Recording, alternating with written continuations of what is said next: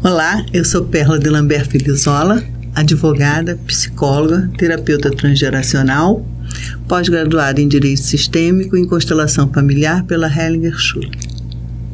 Olá, eu sou Laís Bertoche, médica, psiquiatra, homeopata, terapeuta de vida passada, consteladora e criadora da terapia transgeracional.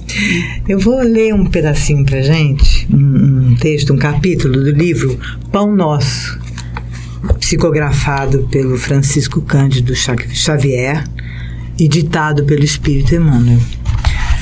Capítulo 49. Velho argumento. E aduzindo ele isto em sua defesa, disse Festo em alta voz: Estás louco, Paulo. As muitas letras te fazem delirar. Atos, capítulo 26, versículo 24. É muito comum lançarem aos discípulos do Evangelho a falsa acusação de loucos, que lhes é imputada pelos círculos cientificistas do século. O argumento é velhíssimo por parte de quantos pretendem fugir à verdade, complacentes com os próprios erros. Há trabalhadores que perdem valioso tempo, lamentando que a multidão os classifique como desequilibrados. Isso não constitui razão para contendas estéreis. Muitas vezes o próprio mestre foi interpretado por demente e os apóstolos não recebem outra definição. Numa das últimas defesas, vemos o valoroso amigo da gentilidade ante a corte provincial de Cesareia, proclamando as verdades imortais de Cristo Jesus. A assembleia toca-se de imenso assombro. Aquela palavra franca e nobre estarrece os ouvintes. É aí que Pórcio Festo, na qualidade de chefe dos convidados, delibera quebrar a vibração de espanto que domina o ambiente. Antes, porém, de fazê-lo, o argucioso romano considerou que seria preciso justificar-se em bases sólidas. Como acusar, no entanto, o grande convertido de Damasco, se ele, Festo, lhe conhecia o caráter íntegro, a sincera humildade, a paciência sublime e o ardoroso espírito de sacrifício? Lembra-se então das muitas letras. E Paulo é chamado louco pela ciência divina de que dava testemunho. Recorda, pois, o abnegado batalhador e não dispenses a preço as falsas considerações de quantos te provoquem ao abandono da verdade. O mal é incompatível com o bem e por poucas letras ou por muitas, desde que te alistes entre os aprendizes de Jesus, não te faltará o mundo inferior com o sarcasmo e com a perseguição.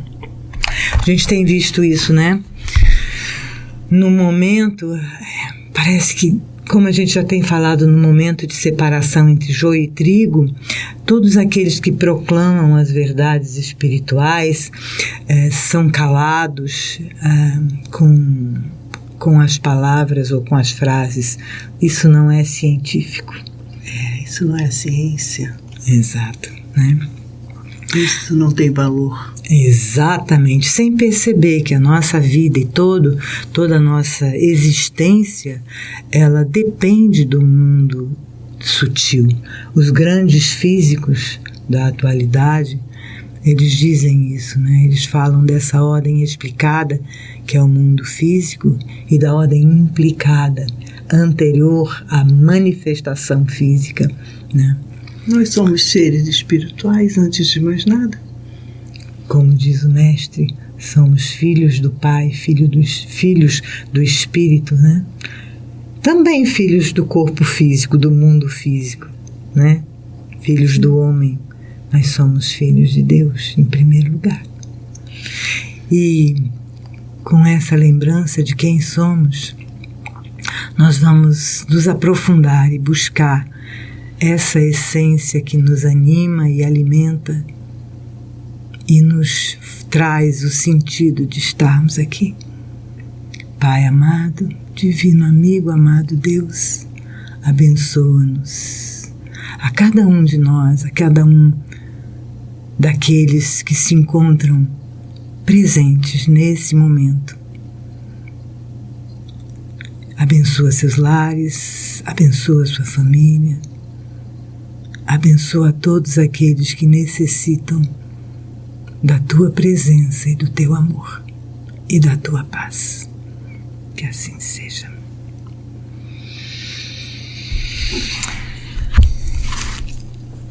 Então, Perla, o que é que a gente vai falar hoje?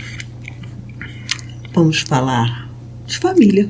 De família? Que bom, acho que é um ótimo assunto. Afinal de contas, é a base de toda a vida, né? É a base. A base do relacionamento inicia-se aí. As relações familiares. Nós já nascemos numa relação. É verdade. Que nos acolhe do jeito que dá, numa ordem. Nós já nascemos seguindo as ordens que Bert Hellinger observou.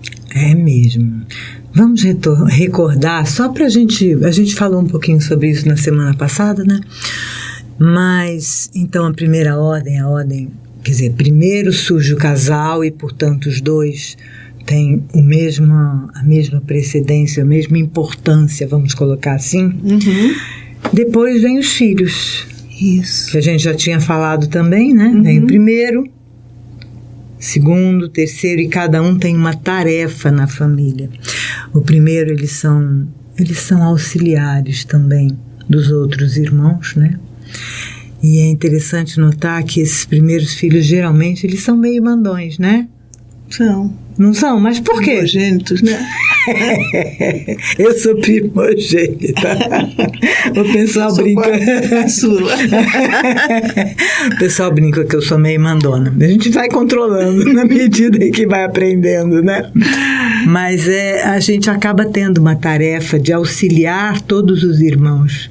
E por isso acaba acolhendo também todos eles de alguma forma, né?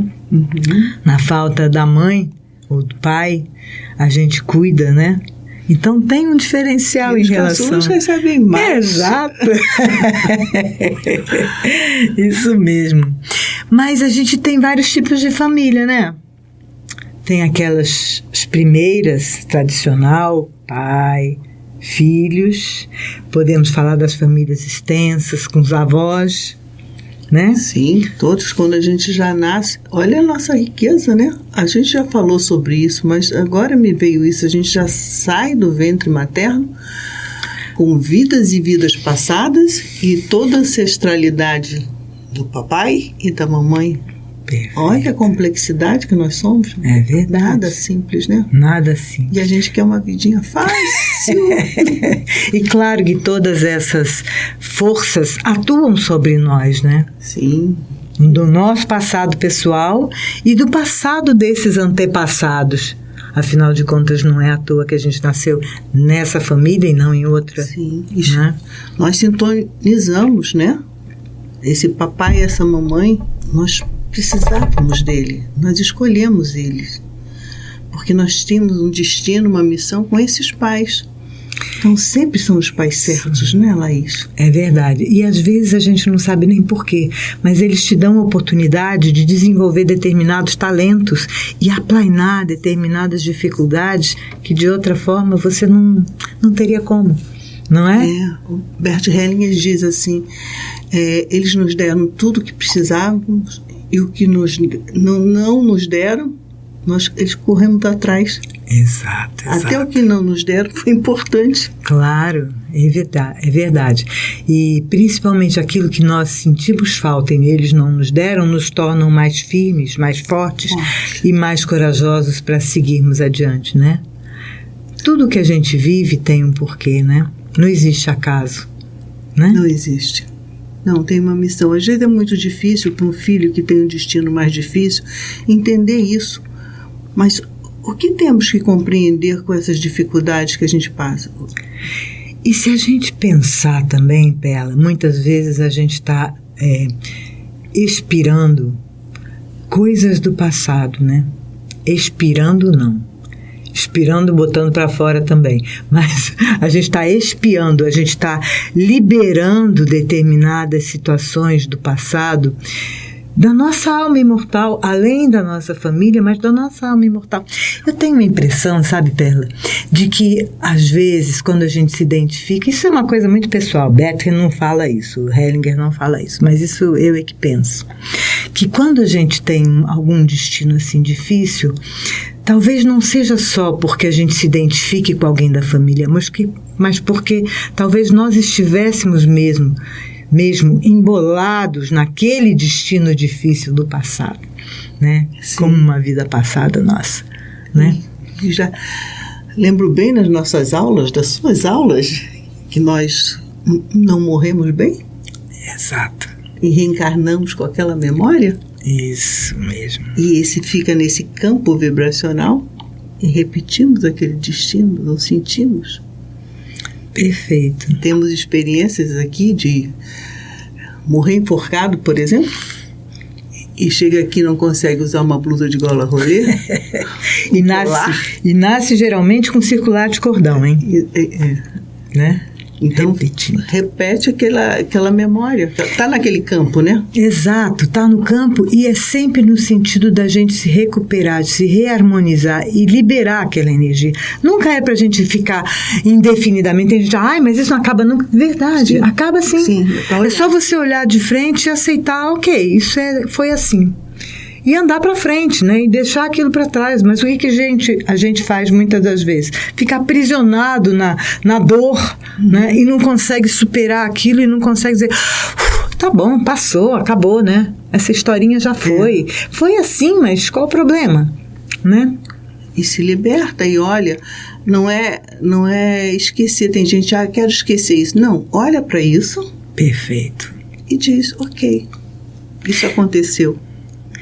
E vamos voltar aqui às famílias, Perla. E quando a gente tem, por exemplo, vamos supor, um pai, uma mãe, os dois, o casal se separa, e aí ambos tomam outros relacionamentos. A gente ficou de falar um pouquinho dessas ordens. Isso é bem importante, né? Porque nós presenciamos que quando um casal se separa, ele constitui o outro, os pares, né, constituem outras famílias e às vezes tem outros filhos. E esses filhos do casamento anterior sofrem porque esses pais dão prioridade aos bebês, aos pequenos.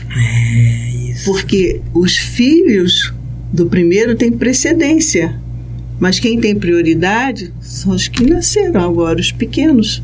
Que precisam de mais cuidados, né? Precisam de mais cuidados. E por isso tem prioridade. Exatamente. Tem a prioridade nos cuidados porque não conseguem se cuidar sozinhos. Mas você já notou que tem muitas mulheres, eu vejo isso, as mulheres de forma mais explícita, mas os homens com mais reserva, eles não verbalizam, mas eles sentem.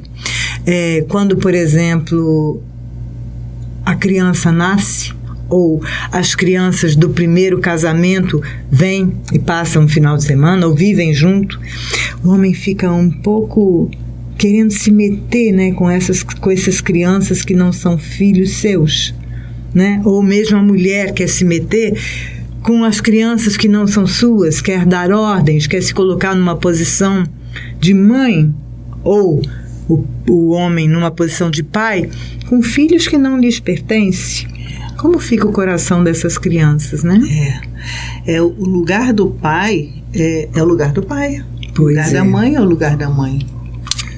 Existe um respeito como um adulto que vê alguma coisa que precisa de uma ajuda de uma criança que está sob seus cuidados, ele vai ajudar, mas o lugar do pai não pode ser retirado. Pois é, e tem muitas famílias, a gente tenta cuidar e falar a respeito, algumas pessoas que inclusive querem que seus filhos chamem o novo companheiro da mãe, por exemplo, de pai. Como fica o coração desse pai e como fica o coração dessas crianças que que tem essa mãe desejando excluir esse pai do coração da criança, né? E essa criança que recebeu, até biologicamente, um pai dentro dela que é excluído. Pois é. Quando exclui o pai, está excluindo aqui. Está dando um vazio nessa criança, é uma dor intensa. Nós que somos consteladores e representamos muitas vezes, a gente realmente sente o que a criança sente. É muito doloroso. E como que ela consegue se sentir amada se uma parte dela não é respeitada e nem amada, que é aquela que ela herdou do pai? Não é? Seu pai não vale nada. É aqui que dói. Exatamente. E aí a gente não entende por que algumas crianças se tornam extremamente rebeldes, né? Elas estão tentando trazer para dentro da família exatamente aquele que é o pai. Ela não exige, não quer, não é isso. Ela não quer que a mãe reate com, que o marido reate com a mulher e vice-versa, o casal retorne, mas ela quer que esse pai dentro dela e essa mãe dentro dela sejam sempre respeitados, não é? Porque faz parte dela, desde... Ela nasceu com esse pai e com essa mãe, ela escolheu, então deve ter uma boa razão para isso, não é? Laís, né? Porque a gente observa o momento do sim para a vida é um momento de amor. Perfeito. Eles podem ter ido embora, foram colocados para adoção, mas no momento que sim, nasceu, está vivo até hoje, é o sim do amor. Aquele Perfeito. momento nasceu. Então é esse amor que tem que ser guardado desse pai e dessa mãe, mesmo que a pessoa não conheça. Exato. E o teu corpo vem daí, a tua vida no mundo depende desse corpo, né? A gente poderia ter uma vida apenas espiritual, mas foi combinado, nós combinamos que desceríamos ao mundo físico. Se descemos ao mundo físico, temos que ter um corpo, né? Sim. Um corpo físico, um corpo da ação. E, portanto, dependente de um pai e de uma mãe, né? As separações são sempre muito dolorosas, mas elas não precisam destruir a criança, né? Elas não precisam perturbar essa criança. Se ela sentir que o pai e a mãe fora e principalmente dentro dela são respeitados e acolhidos, isso é verdade, fica bem. Porque o casal se separa, os pais não. Perfeito. Os pais não se separam, eles estão aqui. Perfeito. Apenas o casal. Se a gente compreendesse isso, ficaria tão mais fácil, não é? E se os pais pudessem sempre honrar o parceiro, honrar a mãe e honrar... Eu não estou falando do homem e da mulher, do marido e da mulher. Estou falando de honrar o pai e honrar a mãe daquela criança. Isso dá uma paz na criança, né? A gente tem visto isso. Dá uma serenidade e uma confiança tão necessária para ela continuar na vida. E isso é tão sério que se você vai para um outro relacionamento, você tem que... O outro parceiro, ele tem que honrar o parceiro anterior. Perfeito. Lembrou muito bem, Perla. Porque o primeiro... Você foi o primeiro, agora eu sou o segundo. Esse lugar agora é meu. Obrigada. E se tivesse dado certo aquela relação primeira, não teria lugar para o segundo, não é? Então, o segundo só tem lugar porque o primeiro abriu mão de alguma forma. De alguma forma. De alguma forma, né? Eu não acredito que as relações se separem por conta de um. Relação é de dois. Isso. Então, se houve alguma questão, os dois têm uma relação direta com isso. Uma explicação ou uma questão que envolve muitas vezes uma separação é quando um é filhinho de papai, né?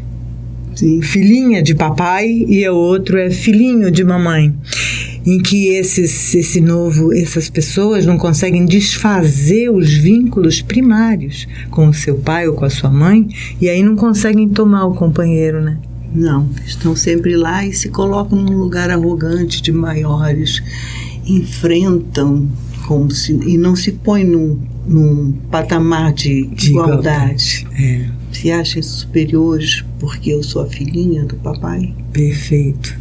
E a filhinha de papai ou o filhinho de mamãe já tem, entre aspas, os seus parceiros, né? Já. Quer dizer, já estão embolados na família de origem e não conseguem sair e se apropriar. Perla, que tal a gente começar a fazer uma vivência? Vamos, eu vou aproveitar, como sempre, os ensinamentos do nosso mestre. Então vamos colocar numa postura os pés no chão, as pernas descruzadas, braços também descruzados.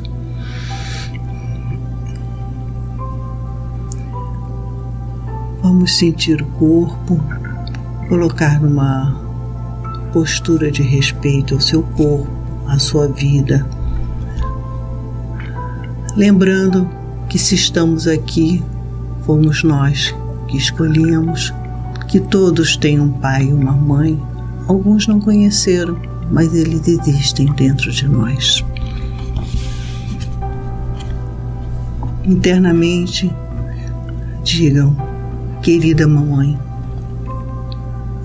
querido papai, eu tomo a vida de vocês, com tudo, a totalidade, com tudo que ela envolve e pelo preço total que custou a vocês, o que custa a mim. Vou fazer algo dela para a alegria de vocês, que não tenha sido em vão. Eu a mantenho e honro. Eu a transmitirei, se me for permitido, como vocês fizeram. Eu tomo você como minha mãe. Eu tomo você como meu pai. E vocês podem me tornar como seu filho, como sua filha. Você é a mãe certa para mim. Você é o pai certo para mim. Eu sou a filha certa, o filho certo para vocês. Vocês são grandes. Eu sou pequena. Eu sou pequeno e sempre será assim. Vocês dão, eu tomo. Eu me alegro, mamãe, porque você tomou, papai. Vocês dois são os certos para mim. Só vocês. Gratidão pela vida, gratidão pelo ar que eu respiro, pelo sol que me aquece, pela água que me banha, por estar aqui e poder ouvir, poder cheirar, poder me alegrar com a vida. Obrigada, mamãe. Obrigada, papai. Obrigada, meu mestre Jesus. Obrigada, meu grande Deus, minha alma iluminada. Gratidão. E assim, em profunda gratidão, nos aproximamos desse coração pleno de luz e de alegria, que é o nosso próprio coração. E nós respiramos, inspirando luz e imaginando todas essas mágoas, todas essas dores saindo através da nossa expiração. E inspiramos luz, paz, alegria, confiança. E expiramos tristeza, mágoa, irritabilidade, sofrimento. E inspiramos paz e conforto. E expiramos sofrimento, desentendimento.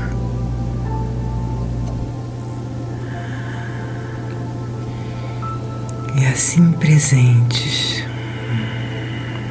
podemos receber desde o alto da nossa cabeça essa luz que ilumina a cada um de nós, essa chuva de bênçãos, primeiro dos nossos pais e depois do grande Pai, aquele que está além de tudo, mas que envolve tudo, aquele que sabe que nenhuma folha de árvore cai sem que ele tenha consciência. Aquele que sabe dos fios de cabelo da nossa cabeça. Aquele que é presente em cada momento de nossas existências e que nos conduz para a paz, para o amor e para a verdade. Abençoa-nos, Pai e Mãe. Abençoa-nos, Pai Divino, Mãe Divinas. Divina, para que cumpramos a tarefa a que nos propusemos, apenas sentir a Tua alegria, a Tua paz, aqui na Terra, e difundir o Teu amor. Que assim seja. Paz e bem, paz e luz, paz, muita paz.